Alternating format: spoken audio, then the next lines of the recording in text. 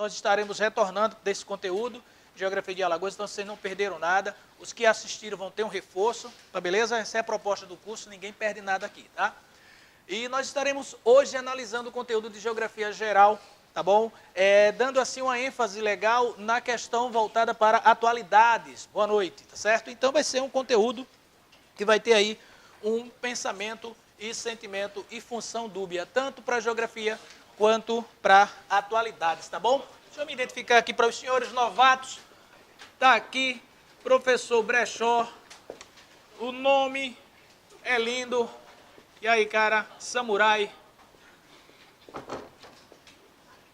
E aqui o contato, tá certo? Para quem quiser entrar em contato aí. E aqui o Instagram. Célio Brechó. E pronto. Quem não seguir já sabe o que acontece, né? Será abraçado e tragado pelo Exu da reprovação.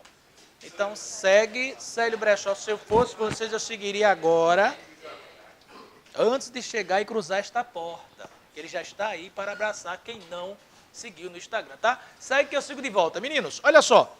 O primeiro material que nós estaremos dando uma analisada legal é essa questão da geopolítica, tá? Geopolítica, geografia política, a gente vê N questões. Eu tomei o cuidado de selecionar umas questões especiais lá do banco de questões da CESP. Ainda bem que não vazou a minha senha, senão vocês iam verificar. Ainda bem, depois da questão número 62, tinha saído a chave, mas não saiu a senha, graças a Deus, né? Aí, então, o banco de questões da CESP, esse banco de questões, lógico, são questões que provavelmente ela venha a ser lançada aí nas provas futuras, tá? A gente vai estar dando uma ênfase logo hoje nessa questão do que vem ser a geografia política e a geopolítica. Rapidinho, sem muita delonga, olha só, a diferença é muito pouca. Assim, tipo, quando você tem qualquer acontecimento, primeiro material, primeira página aí, né, do material. Pega aí, acho que está no material, né? Abre aí, por favor. Receberam já material? Não, ainda não? Receberam? Dá uma olhadinha lá que tem esse material. Não, o material mesmo do PhD. Já está em apostila. Está na apostila, tá?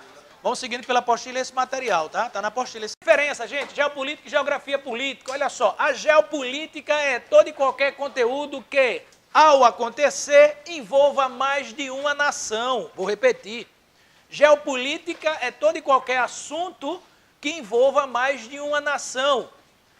A grande maioria das vezes, esse assunto voltado para a geopolítica mundial, ela tem, às vezes, conflitos entre os países. Seja conflito armado ou não. A Brechó, existe outro tipo de conflito sem ser armado? É lógico, gente. Conflito de ideologia, conflitos econômicos, financeiros, que eu acho que é hoje que está mais em ênfase. Então, esse assunto de geopolítica, quando envolve duas ou mais nações, esse material, boa noite, ele tem uma ênfase em envolver mais de um país. Daí, então, você diz, olha, esse material, essa questão, ela está falando de geopolítica, tá? Quando ela fala também de geografia política mundial, ó, geografia política mundial, o que é que eu estou falando aqui? Estou falando de futuras questões que venham abordar os senhores, e os senhores já estarem sabendo de que caminho vocês vão tomar. Se assuntos pertinentes à geografia política, que é algo local, ou assuntos pertinentes à geopolítica mundial, que esse geopolítica mundial pode ser chamado também de geografia política mundial. Vamos para os conteúdos que são abordados. A geopolítica e geografia política mundial aborda assuntos que envolvam duas ou mais nações ou países, fica à vontade. E a geografia política, ela é um assunto, na grande maioria das vezes, local. Vou dar um exemplo. Nós temos na configuração do território brasileiro 27 estados. 26 estados e um Distrito Federal. Essa é a configuração do nosso estado brasileiro hoje. Antes, a gente teve um tratado chamado Tratado de Petrópolis. O Tratado de Petrópolis foi o tratado ao qual foi anexado o território do Acre, na região norte do país. Esse tratado tratou de anexar o território do Acre ao nosso país. O último território a ser anexado em terras brasileiras foi o território do Acre.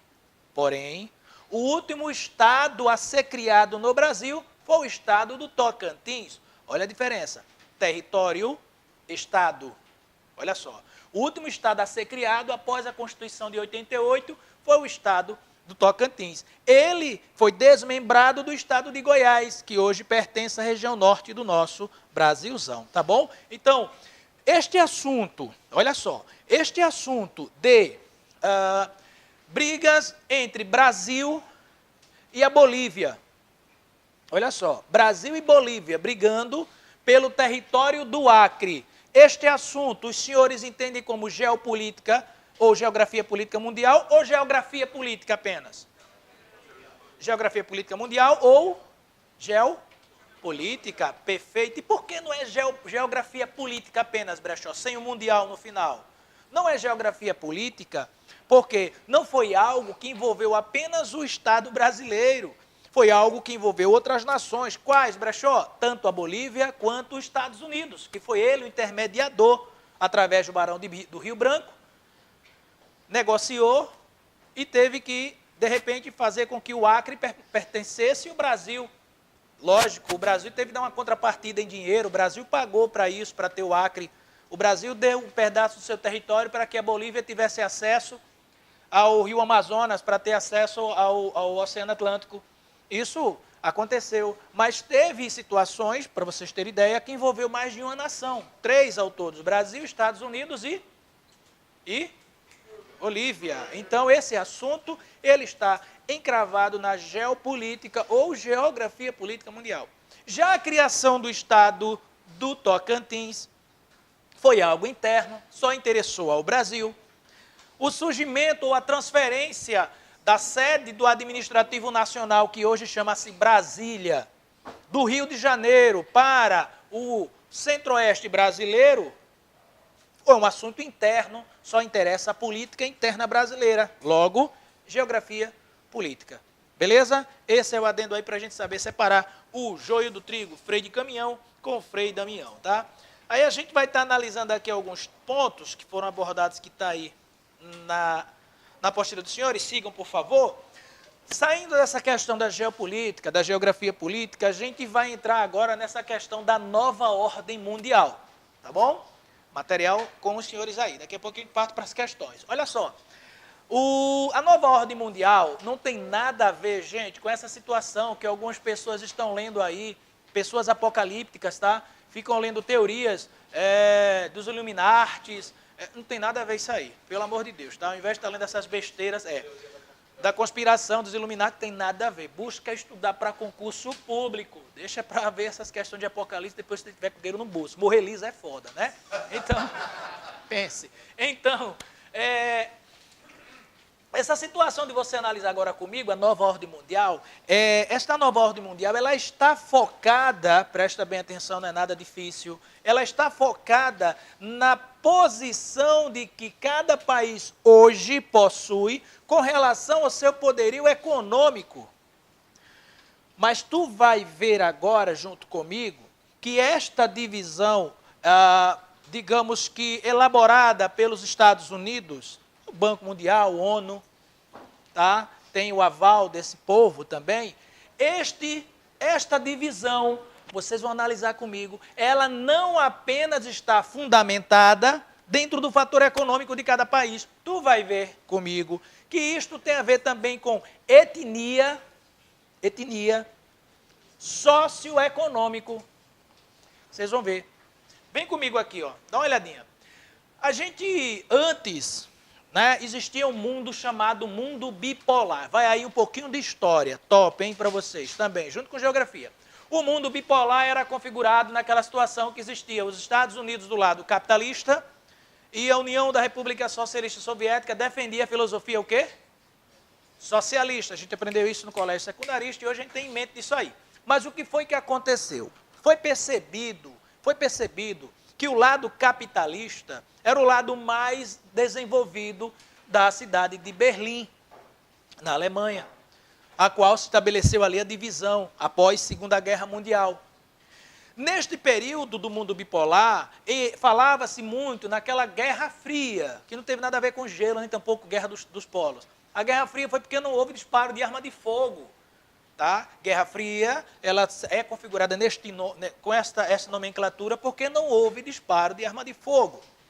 O que aconteceu foi guerras de ameaça. Neste período, senhores, guardem isso para questões de história, corria entre os países líderes da época a chamada corrida armamentista.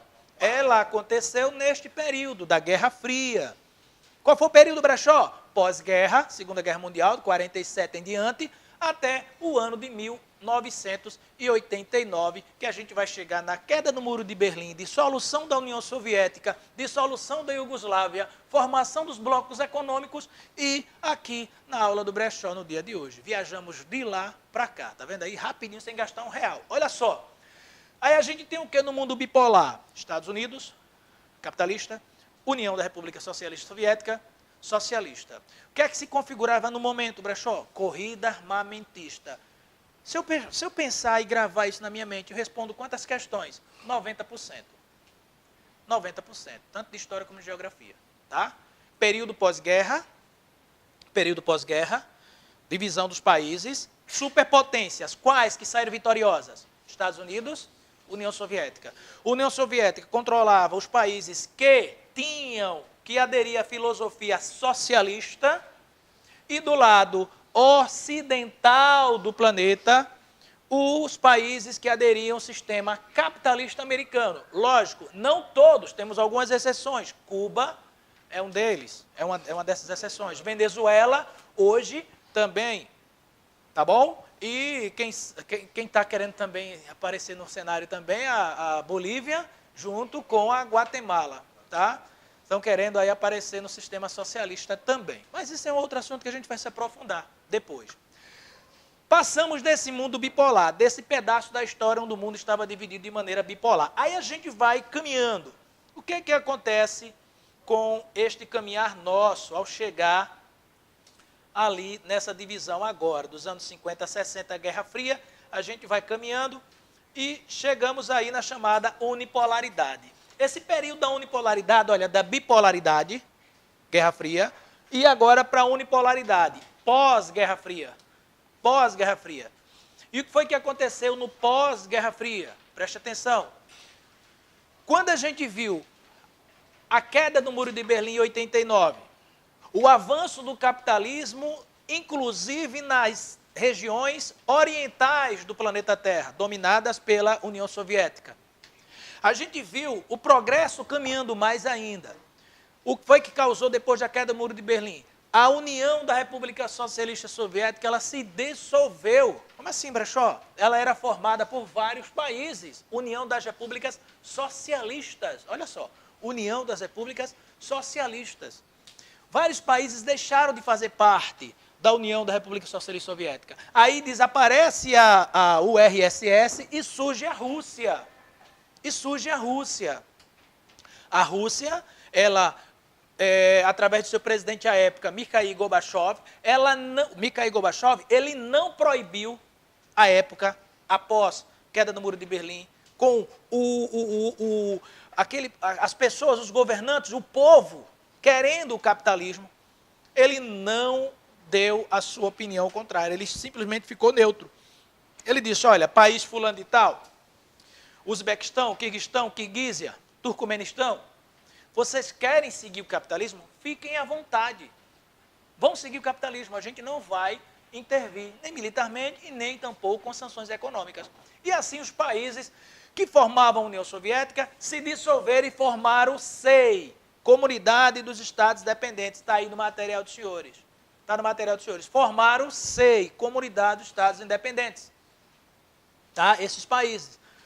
Mas essa comunidade, ela não tinha, digamos, uma formação de um país, como era a União Soviética. Era só realmente uma comunidade para representar os países que foram recém-dissolvidos da União Soviética, antiga União Soviética. Tá bom? Aí o que a gente tem aqui? Dissolução da Rússia. Pós-dissolução da Rússia, o que a gente tem? Unipolaridade. E o que é a unipolaridade? Saímos da bipolaridade para a unipolaridade. Meninos, mentaliza esse uni aqui, ó, sintetiza os Estados Unidos. Se quiser colocar EUA, Estados Unidos da América, esse une não sintetiza o SEI. Por que Brechó está falando isso? Porque eu vi questões que dizia que o UNE sintetizava a comunidade dos Estados independentes, recém-dissolvida a União Soviética. Não, esse UNE aqui, meus queridos, ele serve para sintetizar os Estados Unidos como potência absoluta, tanto econômica quanto militar. Por quê, Brechó? Porque foi a doutrina capitalista comandada pelos Estados Unidos que venceu a Guerra Fria, que, por sua vez, a Guerra Fria não teve disparo de arma de fogo, foi só apenas guerras de ameaça. E esta guerra ficou conhecida como a Guerra da Filosofia Econômica. Um defendia X e o outro defendia Y, socialismo e capitalismo. Pronto, mentaliza isso. Une Estados Unidos. Após a queda do Muro de Berlim, com a unipolaridade. Brechó, o que é unipolaridade, hein? A nova ordem mundial da época. A nova ordem mundial da época chamava-se unipolaridade. E essa época, qual foi, Brechó? Após os anos 80. A gente vivia na unipolaridade. E essa unipolaridade era a nova ordem mundial da época. Mas o tempo foi passando. E daí foi que aconteceu? A corrida armamentista, ela deixou de ser interessante. Ninguém mais, os países, não estavam mais na corrida armamentista. Muito pelo contrário. Estes países, eles estavam interessados em melhorar economicamente. Aqui, pô, tem essa não. Senta aí. Mas se tu pegar uma cadeira, eu acho que se encaixa por aqui, né? Tem lá atrás também. Aí, lá no fundão. Geral. Galera da Geral, uma salva aí. Aí. Não pagou o ingresso, comprou camarote. Vai pra Geral. Beleza, meninos. Tá aqui, ó. Então, nessa unipolaridade, quando se deixa a unipolaridade do lado, aí o tempo vai passando, a modernidade vai alcançando esses países. Estes países não mais praticam a corrida armamentista, que isto aconteceu e era super interessante na bipolaridade, era a corrida armamentista, a gente viu, era o fator que acontecia com muita furor, com muito ânimo pelos países da época, corrida armamentista. Isso deixa de ser interessante, ó, e partimos agora para a multipolaridade. Essa multipolaridade aqui surgiu, por quê? Além de ter os Estados Unidos na unipolaridade como potência econômica e potência militar, tivemos também o surgimento de outros polos. Estes países que aqui estão, tanto o Japão como a China e a União Europeia, que foi o primeiro bloco a ser criado, interessante vocês anotarem, primeiro bloco econômico a ser criado, a União Europeia, tá? Foi o primeiro mega bloco econômico a ser criado, União Europeia, nos anos 50. Tá? Surgia no mundo estas outras frentes, são chamadas de frentes. Que frentes são essas? São situações que, desta maneira, ocorrendo de maneira econômica, eles teriam condições de peitar os Estados Unidos, porque militarmente não tinha à época. Qual foi a maneira que esses países encontraram? Ao invés de praticar a corrida armamentista, eles deixaram isso de lado e praticaram o quê? A industrialização. Começaram a modernizar os seus parques industriais, certo? E na multipolaridade se destacou estes países e grupos, como a China, o Japão e a União Europeia. Agora sim, tinha como rivalizar os Estados Unidos. Tinha sim como peitar os Estados Unidos, encará-lo de frente, tá? Como China hoje disputa aí, centímetro a centímetro, a questão de quem é o mais forte, né? Qual o mais forte economicamente com os Estados Unidos, tá bom? Então a gente tem, peraí, vem para cá, pronto, as outras frentes surgiram e a gente teve aí a configuração dada da maneira que a gente viu, com as frentes surgindo, Estados Unidos, sempre no comando, China, Japão e a União Europeia, beleza? Mas sendo que aí aconteceu outro fato. Os Estados Unidos estava tranquilinho. só realmente sendo rivalizado por outros países economicamente. O leão estava adormecido. Porém, acontece algo em 11 de setembro. O que foi que houve? Bin Laden chega e acha de querer derrubar 2 torres gêmeas e ainda invadiu o Pentágono com outro avião e o outro caiu na fazenda no sítio, né? Bin Laden acha de fazer essa palhaçada. Aí o que foi que aconteceu? Acorda-se o leão, o gigante acordou. A gente já parte da multipolaridade, olha só, e ingressamos na unimultipolaridade. O que é isso aqui? Esse uni sintetiza novamente os Estados Unidos como potência, de novo, econômica, e agora o quê? Ele atacou o Afeganistão. Atacou com flores? Não. Então, ele é potência, Estados Unidos, tanto econômica e como potência militar novamente. Todos já sabiam que os Estados Unidos era a potência militar. Mas ele não estava mostrando o seu poderio militar porque não estava com nenhuma ação tão quanto essa do Afeganistão. Tá? Então, houve essa questão agora aí. E hoje nós estamos na configuração chamada unimultipolaridade. Ô Brechó, mas para efeito de prova, se vier multipolaridade, está correto? Tá. Não tenham medo de marcar, tá?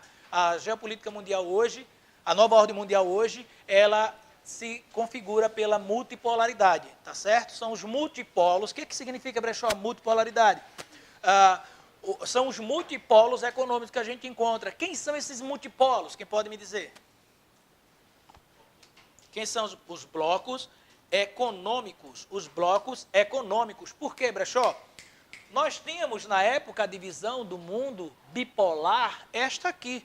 Primeiro mundo, segundo mundo, terceiro mundo. Lembram dessa aí? Não. Eu também não. Nos anos 80, lembro não. Viu?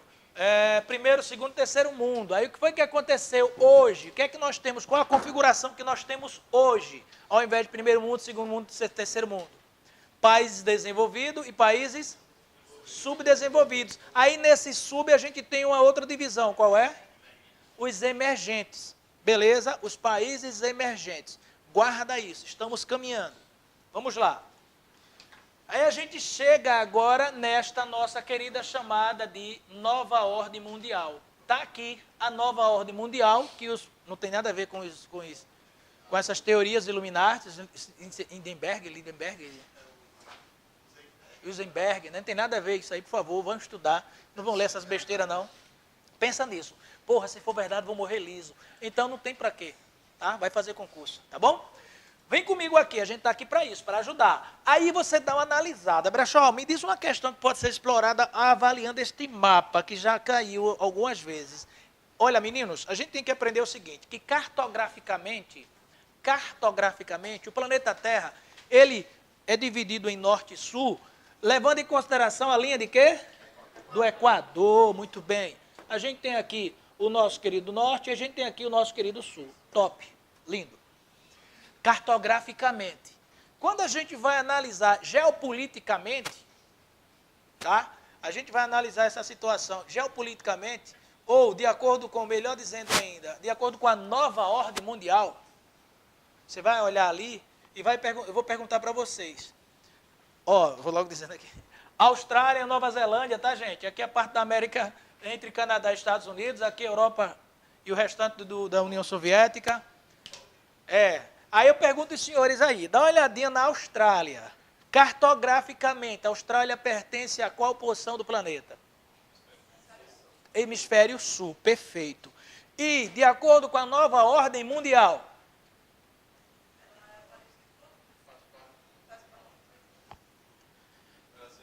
se liga nessa parada, doido. Olha a linha maluca aí, ó. Onda, olha a onda. Essa linha aqui que separou os países. Essa linha aqui foi criada por quem, Brechó? Quem dita essa linha aqui? Estados Unidos. Banco Mundial, tá? Controlado por ele, lógico. FMI, controlado pelos Estados Unidos. É quem dita. No começo da aula eu falei para os senhores o seguinte, meninos, vocês vão prestar atenção comigo, que esta divisão, ela não leva apenas em consideração o poderio econômico de cada país. Vai ter conotações étnicos, raciais. Vamos ver se é verdade? Vamos ver? Dá uma olhadinha na América Latina. Primeiro brechó, que fecha a América Latina. A América Latina, meus queridos, é o parte da América que foi colonizada por países cuja língua é derivada do latim. Português e espanhol, do México para baixo, com exceção da Guiana Francesa e do Suriname. América anglo-saxônica são países que foram colonizados por países cuja língua deriva do inglês e do francês. Exemplo, Estados Unidos e o Canadá, é francês. Tá bom?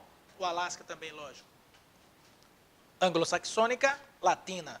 Pois bem, a América Latina inteira está em qual porção na nova ordem mundial? Chama-se agora Sul Pobre, beleza?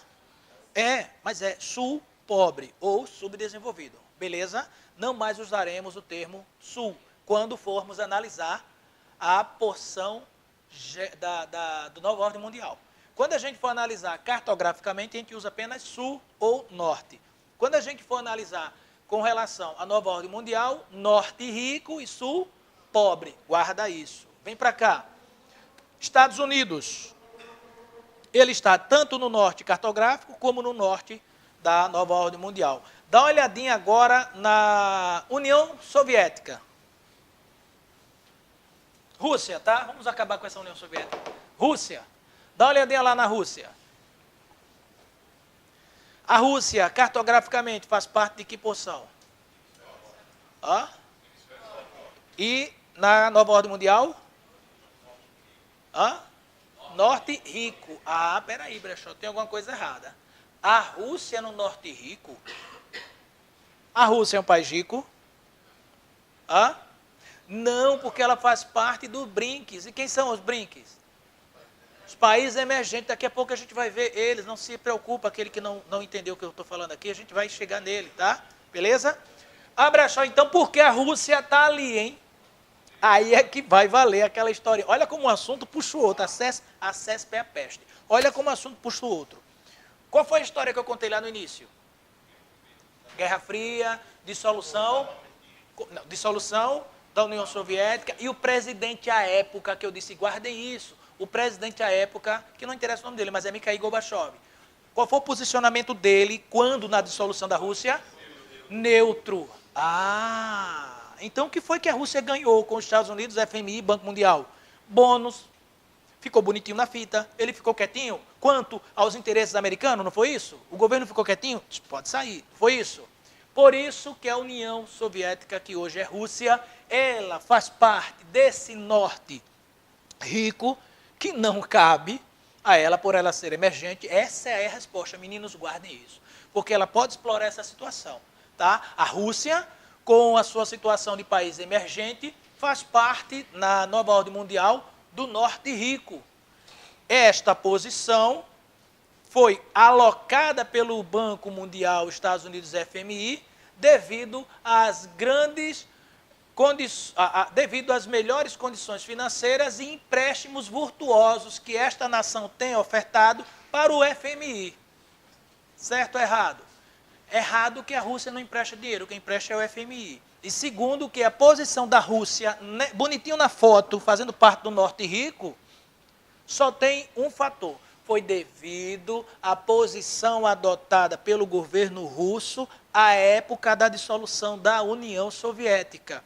Manteve-se neutro com esta posição de Mikhail Gorbachev à época. Ele ganhou, a Rússia, ganhou créditos com os Estados Unidos. Porque hoje, não faz parte apenas do norte rico não, tá? Ela fez parte também daquele G7 mais Rússia, lembra? Lembra? O grupo dos 7 países mais ricos do mundo, mais a Rússia, que formava o G8. Lembra do G8? Todo mundo lembra? Não foi? Não, mas entrou nessa condição também, por causa do papel, da posição dele na dissolução da Rússia, da União Soviética. O poderio bélico influenciou, mas você tem que saber que... porque a Rússia ela tem o maior arsenal, o segundo maior arsenal, né? Depois vem China, depois vem outros países. O poderio bélico também influenciou, mas aqui não tanto, porque aqui era só economia, não era o poderio bélico, tá? Para formar o G7. Porém, hoje, a Rússia foi expulsa do G7. Do G7 mais um. A Rússia foi expulsa. Hoje o G7 assumiu a sua configuração de G7. Brechó, por que a Rússia foi expulsa? Guarda também isso. A Rússia foi expulsa porque em 2017 a Rússia invadiu a Ucrânia e tomou a Crimeia. Tá? A Rússia, ela anexou a Crimeia ao seu território, sem consultar a ONU. Por causa deste papel, Vladimir Putin, ele hoje assumiu uma posição de negativa perante a comunidade internacional. Não só por causa desse papel, mas outros também. Um deles apoiar Bashar al-Assad na Síria, que daqui a pouco a gente chega também na questão síria. Tá bom? E como se não bastasse, o presidente Vladimir Putin também apoia o regime chavista, que hoje está na configuração do Maduro, né? Apoia a desgraça toda que está tendo ali na Venezuela. Ele diz que é uma maravilha, eu não vejo maravilha nenhuma. Se é maravilha, vá para lá para ver, né? Meninos, essa é a nova ordem mundial, esta é a nova ordem mundial, tá? Esta é a divisão onde se trata das questões desenvolvido e subdesenvolvido. A gente tem esta configuração hoje, multipolaridade, e a nova ordem mundial dividida em norte rico e sul pobre. Estes são os países. Atenção para aquele assunto que eu falei, aquele fato que eu falei para os senhores. Eu disse, olha, era étnico também. Por que não é étnico essa divisão? Presta atenção. Para efeito de prova, levou-se em consideração aí as questões econômicas. Mas para efeito de mundo, os senhores prestem bem atenção, que aí também tem a questão racial. Dá uma olhadinha onde é que estão os latinos, abaixo. Os africanos, abaixo. Tá? O pessoal do Oriente Médio, abaixo. Dá uma olhadinha lá. Os indonésios, né? Abaixo. No sul pobre. Tá certo? A China. Aqui. A China. As Coreias estão aqui. A China. Dá uma olhadinha. As Coreias e o Japão. A China. Dá uma olhadinha na China. O que é que você encontra ali na China? A China, a segunda economia do mundo. Pensa comigo se tem a ver apenas com economia. Olha que paradoxo. A China, a segunda maior economia do mundo, no sul pobre. Perfeito. Agora, para efeito de prova, vocês vão encarar que realmente ali houve uma divisão focada na questão econômica. Certo? Não tem a ver não, porque a gente, nós brasileiros, pronto, você tem ideia. A Venezuela, por incrível que pareça, viu gente? Vocês vão se assustar agora. Saiu em 2000, mesmo no ápice da crise, em 2017, o IDH da Venezuela era melhor do que o nosso. Acredita nisso? Difícil, né? O cara é passivo de pesquisar agora na internet. Quem está falando besteira? Mas em 2017 a gente já perdeu para a Venezuela, viu? Quem faz essa avaliação é a própria ONU, através dos seus comitês, o FMI, viu? O FMI pesquisa, através de comitês de pesquisa, joga para a ONU e ela vai e lança. Viu? Mas o que eu quero dizer para os senhores é que o IDH, ele é levado em consideração o seguinte, o IDH é levado em consideração o acesso, tá meninos? Preste atenção. O IDH, Índice de Desenvolvimento Humano, quanto mais perto de 1, melhor. O único país que está perto de 1, que não chegou a 1, foi a Noruega. Tá? Noruega, esse país, ele é o que é mais perto de 1. Depois vem a Alemanha, Suíça, mais perto de 1. Tá? A nossa posição estava 79º, hoje é 83º, salvo engano, a nossa posição do Brasil, tá? Então, o IDH, ele é avaliado através do acesso que aquela população tem aos serviços prestados pelo governo, tais como educação, saúde, segurança e emprego. É o acesso, não é a oferta, tá? Tá bom? Não confunda. Não é o governo ofertando, é uma coisa. A gente nota aí o governo para querer aparecer, diz que comprou até ônibus com ar-condicionado. Tu vai ver, nenhum funciona. Que nem está rolando, né? Ônibus com ar-condicionado aí. Certo? Mas é o acesso que a população tem. Para todos os governos, o SUS é exemplo. É uma beleza, maravilha, é gostoso, bonito, cheiroso e chega cedo. Mas se você for realmente usar o SUS, tu vai ver que não é essa coisa toda. Então é o acesso e não a fala do governo em ofertar, beleza? Guarda isso aí. Meninos, aí tem algumas perguntas antes de a gente para cair na questão. Dá uma olhada lá, países subdesenvolvidos e emergentes, onde a gente vai chegar já já nos brinques. Ó, ao compreender os fatores externos e internos que propiciaram a origem do subdesenvolvimento no mundo, podemos fazer essa seguinte pergunta. Olha só, quais são os países hoje considerados subdesenvolvidos? Os que são considerados subdesenvolvidos. Vamos tomar nota aí? Calma, vamos tomar nota aí filosoficamente. Pega um papelzinho e faz uma anotação aí, por favor. Bora lá. Vamos lá. Os países considerados subdesenvolvidos. Tá não, meu querido, com a sua apostila? Tá aí? É. Depois, muito bem. Foi engana ele, dá um drible, leva para casa. Viu? Concorrente, elimina a concorrência. Vamos lá.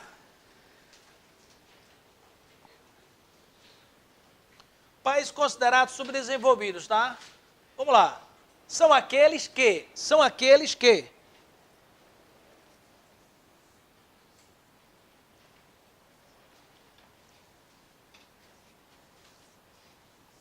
que possuem o seu PIB, grande parte do seu PIB, é aquele que possui grande parte do seu PIB, formado pelo primeiro setor.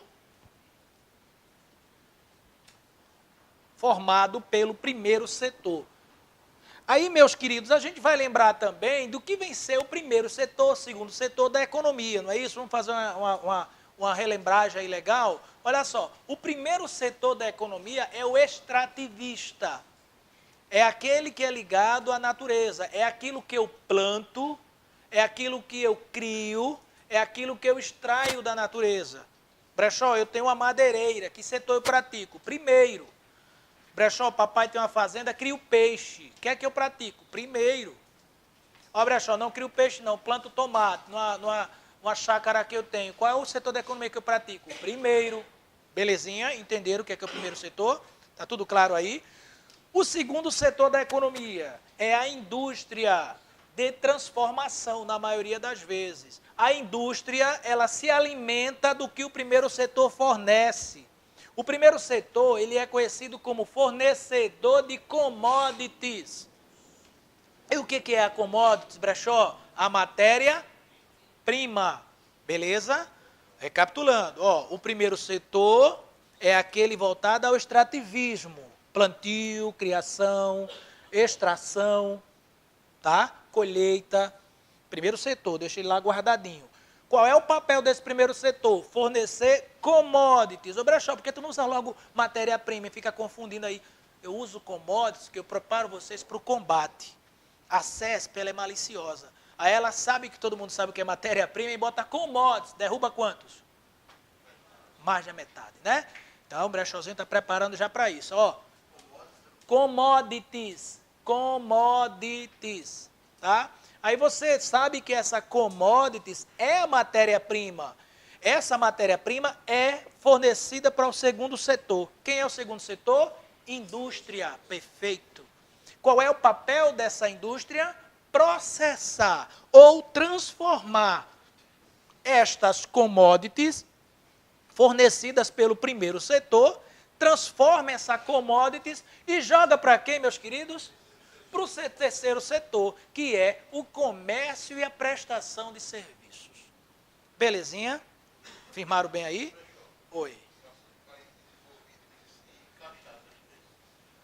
Não, vou chegar nela. Vamos lá. Primeiro aqui, hoje os subdesenvolvidos. Quem são eles? Eu falei o quê? Repete para mim aí. A gente acabou de escrever. Possui grande parte do seu PIB formado pelo primeiro setor. Se vocês quiserem abrir parênteses e fechar parênteses e colocar o que é o primeiro setor, fica até melhor para vocês no futuro entendimento, tá? Para isso que a gente falou agora não ficar ao tempo. Pois. Não, cuidado, não. Eu chego já nisso aí, cuidado. Viu? Cuidado. Não. Diga isso não. Fale baixinho. Chego já aí. Meus queridos, aí então, quais países que são considerados subdesenvolvidos? Eu já falei, os que possuem a sua economia baseada no primeiro setor, e tem mais, bota o outro tópico aí. Os que possuem indústrias maquiladoras. Vamos entender o que é maquiladora. Brechó usa cada termo, velho. Por quê, hein? Porque é acesso para fazer isso com vocês. Eu tenho que preparar-os para o pior. Oi? Possui indústrias maquiladoras. Que possui indústrias maquiladoras. Vamos entender quem são essas indústrias maquiladoras. Se quiserem abrir parênteses depois de maquiladoras, eu vou colocar o que é indústria maquiladora. Vocês fecham, tá? Pois. Isso que eu estou falando são os subdesenvolvidos, tá? Beleza? Ô Brechó, então você quer dizer que um desenvolvido não pratica nada disso? É lógico que pratica, né, gente? Pelo amor de Deus. Mas ele não tem como formação principal do seu PIB isso que eu estou falando. Está entendendo? O que eu estou dizendo para os senhores agora são os países subdesenvolvidos. Estou dizendo por que eles são subdesenvolvidos. Porque ele tem em sua economia a base, toda ela do PIB, ou grande parte, baseada no primeiro setor, ou as indústrias que ele possui são indústrias maquiladoras. Coloca lá, multinacionais.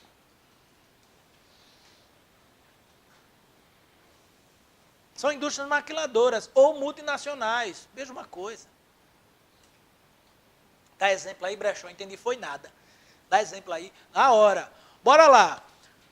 Meninos, entende-se por indústria multinacional ou maquiladora aquela que possui a sua fábrica matre, a sua mãe lá. Sua mãe ficou meio estranho, foi? Sua mãe. Olha, a empresa matriz. A empresa matriz. Prometi não fazer sacanagem, está sendo filmado, mas saiu, né? É da minha natureza. Então, a empresa matriz, ela está onde? No país de origem. E nos outros países, esta matriz tende a mandar para estes países as chamadas multinacionais, são as chamadas filiais. Ao chegar nestes países, estas empresas recebem a configuração de multinacional ou indústria maquiladora, porque ela vai estar ali para fazer montagem e não fabricação. Ela vai usar mão de obra barata, ela vai usar também os recursos naturais baratos e abundantes, e na grande maioria das vezes ela usa também ali o mercado consumidor, que ela mesma criou, dando emprego para o povo. Tá? Brechó, eu não entendo, cara. Tem uma empresa mãe aqui no meu país chamado Vegel. Aí, de repente, eu estou fabricando aqui sabão.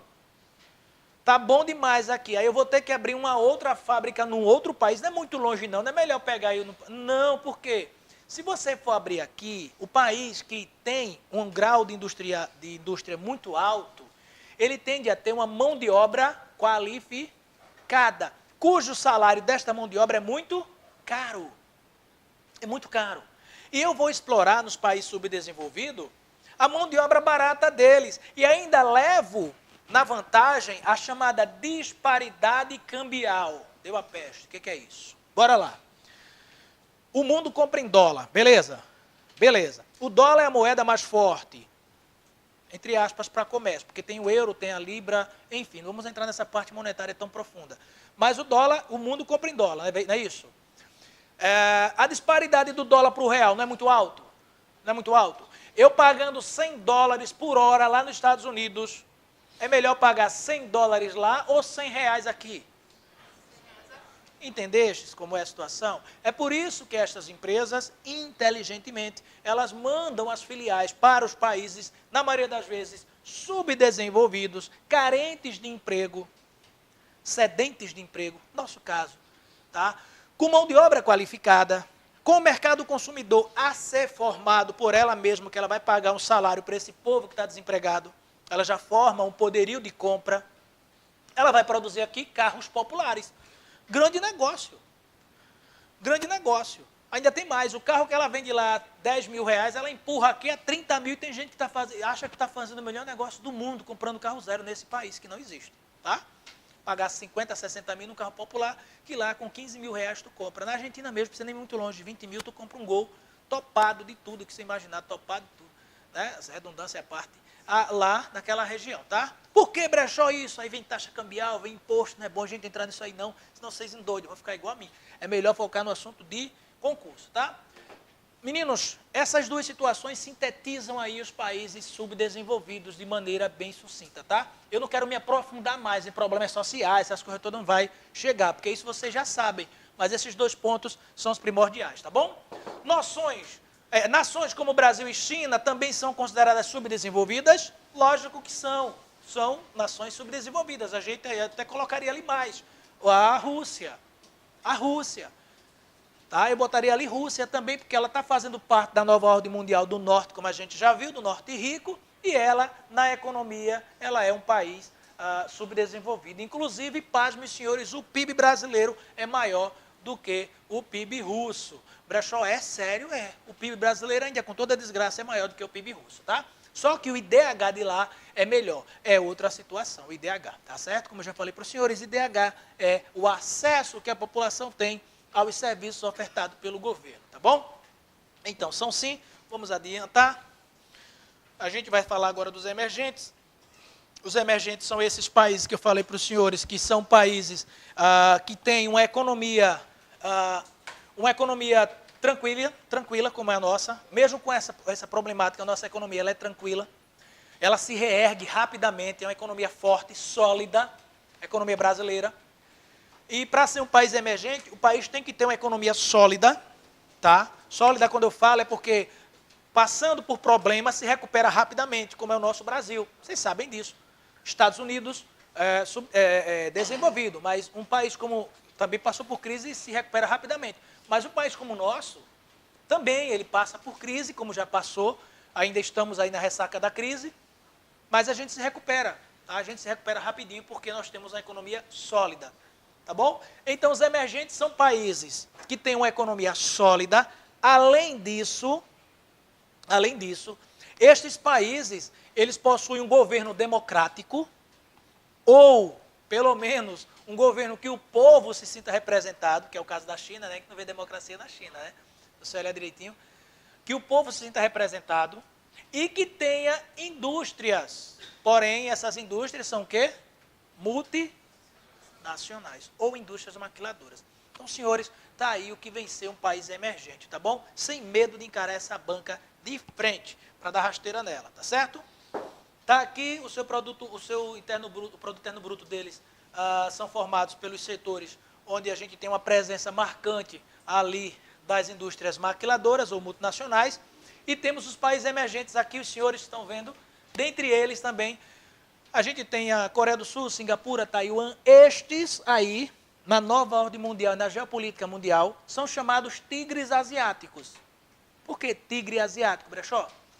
É uma menção a este animal forte da região da Ásia. E quem são esses países? São países, pessoal, que os Estados Unidos percebeu que a população tem um grau de inteligência muito grande, a população ela é esforçada, e por causa disso, os Estados Unidos preferiu ali, nos tigres asiáticos, fazer investimentos em indústria, infraestrutura e instalação de multinacionais. Esses são os tigres asiáticos. Com a exploração, lógico, da mão de obra barata, mercado consumidor abundante e inteligente e recursos naturais. Tá bom? Os Estados Unidos também formou aí esses países. Hoje são países que, se você olhar, Singapura e Taiwan, Coreia do Sul mesmo, você diz, poxa, que país desenvolvido. Não é desenvolvido, tá? Cuidado, é um país emergente. Mas fisicamente, estruturalmente, bem melhor do que o nosso. O grau de miserabilidade lá embaixo, quase zero. Quando a gente vai analisar o IDH, muito melhor do que o nosso. Quando a gente vai analisar o analfabetismo, lá embaixo, uma maravilha, esses países, tá? E o grau de instrução. O que é grau de instrução em Brechó? O nível ao qual a população chegou a estudar, até que ano? É muito lá em cima, nível superior de mestrado e doutorado. Tá? Então, são países que a pessoa realmente, ao invés de estar curtindo, o nome dela é Jennifer, vai estudar. Tá? O pessoal quer mais estudar para passar em concurso público. Não fica assistindo essa música chata, não. Ou música chata. Fala de sério. Cuidado, quando vocês forem fazer concurso, peçam a Deus que não seja no colégio que tem aí alguém farrando, viu? Toda vez eu tenho a sorte de pegar alguém farrando no colégio. Aí sempre tem um churrasquinho rolando, um pagode, um barulho, o cara se desconcentra, né?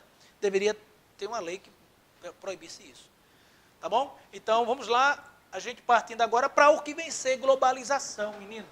Saindo da nossa querida nova ordem mundial, vamos agora para os conceitos de globalização. Está no material dos senhores, por favor, me acompanhem. O que é essa globalização? Brechó, dá um macete para quando ela jogar uma definição, porque ela adora jogar definição, eu consiga realmente acertar e não ter medo, nem titubear. Qual? Olha, todo conceito que tiver, fazendo menções, meninos, em, comunicação e transporte, leia com carinho. Se tiver interação, facilitação, envolvimento entre os países, cooperação mútua, marca que essa está correta, tá certo? Então, o foco que vocês vão ter quando se tratar de conceito de globalização é aquele que fala em transporte e comunicação. Interação entre os países, entre as nações, tá? Em interação de maneira não igualitária, a gente sabe disso. Agora vem uma dúvida ou uma pergunta muito comum nas provas. Ela diz o seguinte: o processo de globalização, ela está ofertada para todas as nações de maneira igual, certo ou errado? Pensa mais, nerd. O processo de globalização, ela está ofertada para todas as nações de maneira igual, certo ou errado? Vai, nerd, pensa bem. Ofertada. Nerd, ela está sendo ofertada para o mundo. Para o mundo. Para todos os países. Porém, nem todos os países têm condições de absorvê-la. Beleza? Daí a geração das regras que nós chamamos de desigualdade social ou distanciamento das classes. Tá certo? Ela é ofertada, mas ela não é absorvida por todos. E dizer que todos os países, de acordo com a globalização, serviu para olha, cuidado, essa questão é tão falsa, safada. Ele diz que a globalização serviu para distanciar as desigualdades. De maneira nenhuma. Justamente por causa desse fator, bebê, que está comendo pedaço de unha, nem oferece. Nem oferece, comendo os dedos ali. Então, o que acontece? Quando a gente pensa nesse fator de Quero não, isso não. Aí é catota. Viu? Se a globalização ela está sendo ofertada para o mundo da mesma maneira, ela está sendo ofertada, mas não está sendo absorvida. E quando é absorvida, pior ainda, quando ela é absorvida pelo país que não tem uma condição física tão decente, pelo país pobre mesmo, aí piora, porque essa globalização, essa questão do avanço tecnológico, para alguns países, vem em péssima hora. Vem em péssima hora. E você não consegue absorver e acaba devolvendo. Vou dar um exemplo. Nós temos uma grande usina hidrelétrica, Traipu, certo?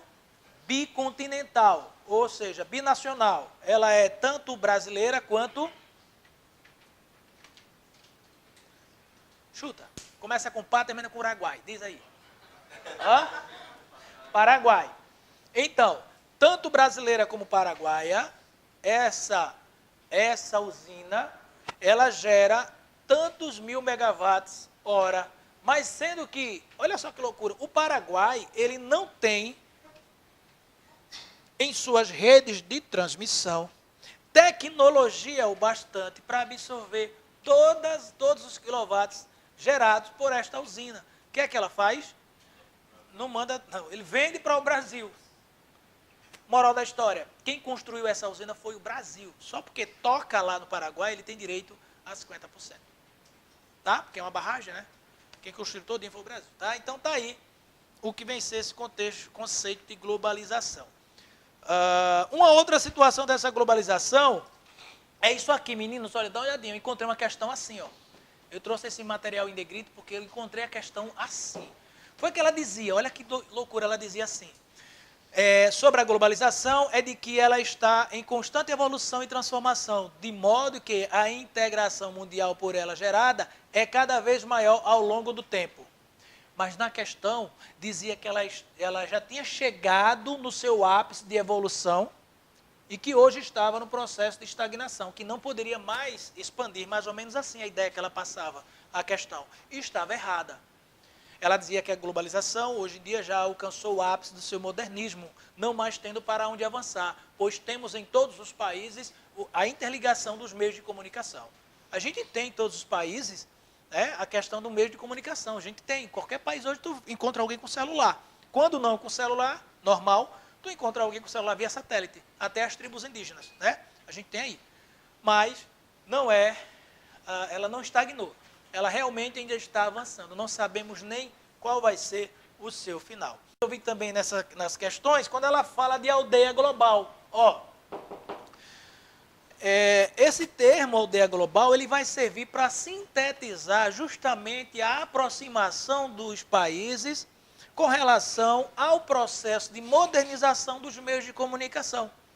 Essa aproximação, então, que hoje em dia, aquele Zika vírus mesmo, foi descoberta a cura em 4 meses de pesquisa, envolvendo 3 nações, Canadá, Brasil e o Japão. E estes químicos, bioquímicos, eles nem se encontraram fisicamente. Já depois foi que eles tiveram um encontro no Instituto Butantan para realmente assinar os documentos. Mas eles descobriram esta situação por videoconferência.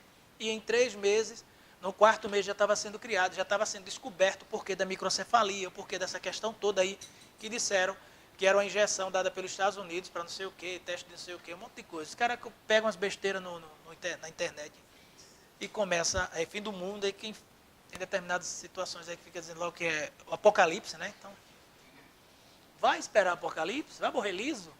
Morra não, liso não, viu? Olha, a aldeia global serve para sintetizar, viu, gente? Morra com alguma coisa no bolso, pelo menos R$1, né? Porque morrer liso, chega lá. Gente, o ponto negativo e o positivo, a gente vai estar analisando agora da globalização. O negativo, está aqui, desigualdade social, por ela gerada, sabemos disso. O distanciamento, então não vai pensar que o processo de globalização gerou a diminuição das desigualdades, não mesmo, tá? O poder de renda ele ainda encontra-se concentrado e piorou mais a concentração de renda da população mais rica, cada vez mais rica, e o proletariado, agora com essas tais reformas, creio eu, que vai piorar muito, porque sabemos que o câncer da Previdência não é o brasileiro do cidadão comum, e sim a classe política que acumula vários cargos, o cara só precisa tirar 2 mandatos de deputado ou governador para se aposentar com todas as vantagens, inclusive com segurança pago por nós e plano de saúde pago por nós, tá? E deslocamento também, passagem aérea. Até como ex, as pestes ainda mama. Oi, bebê. Ainda morando o quê? Não entendi não, mas tudo bem. É isso aí. Mas é. Gente, olha só, essa imagem aí foi de uma questão que eu também selecionei para vocês. Tá? Eu busco questões e construir esses slides dentro de questões. Tá? Para a gente realmente já vir preparado para essa desgraça. A pergunta é, todos irão analisar agora a figura abaixo. Observe a figura abaixo. Tá? Aí embaixo tem, ela vai dizer o seguinte.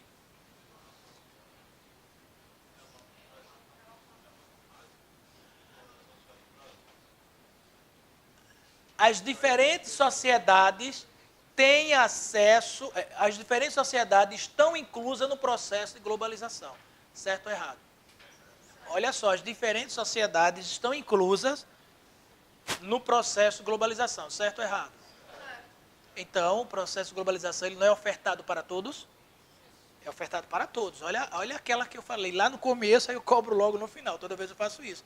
Um assunto puxa o outro. Está vendo que ele é ofertado para todos, mas nem todos absorvem de maneira igual. Aí é outro fator. Por quê, meu querido? Por quê? Realmente está para todos. Diz para mim por quê. Não é essa a visão. Veja bem. Analisando a figura abaixo, chegamos à seguinte conclusão. As duas sociedades, as duas classes sociais estão inseridas no processo de globalização. As duas estão inseridas no processo de globalização. Ela quer dizer isso, se é certo ou se é errado. As duas classes, mais pobre, lógico, e a mais rica. Ambas estão inseridas no processo de globalização. Certo ou errado? Tá certo. Por quê? Não, gente. É outra visão que eu quero que vocês tenham. Sejam mala, sejam ninja. Olhar ninja, o olhar do concurseiro. Não, o que da questão está aqui, tá? Está aqui. O que da questão está aqui. Vou dar um macete. Quando vier essa questão de dizer assim, estão no processo de globalização, são ricos ou não, você esqueça o lado rico. Esqueça o lado rico, porque realmente está inserida. Não tem para que você buscar mais informações, porque você tem certeza que ali está inserido. Eu quero que você analise aqui. Como é que você chegou na conclusão que aqui também está inserido no processo de globalização? Esse é o pulo do gato.